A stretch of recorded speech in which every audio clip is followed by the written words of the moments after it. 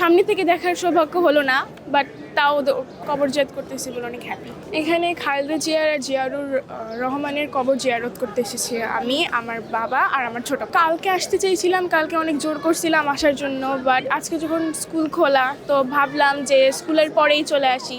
তো ওই যে স্কুল ড্রেস পরেই চলে এসেছি আজকে ওদের কবর জিয়ারত করতে। কেন কবর জিয়ারত করতেছো খালেদা জিয়া? খালেদা জিয়াকে আমি ছোটোবেলা থেকে অনেক সম্মান করি, অনেক রেসপেক্ট করি।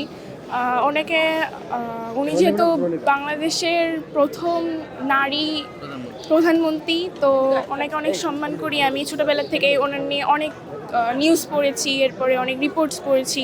তো এখন ফাইনালি এসে আমার তো জীবনেও সামনে থেকে দেখার সৌভাগ্য হলো না, বাট তাও ওনার কবর জিয়ারত করতে এসেছি, এটাই অনেক বড় কথা আমার জন্য।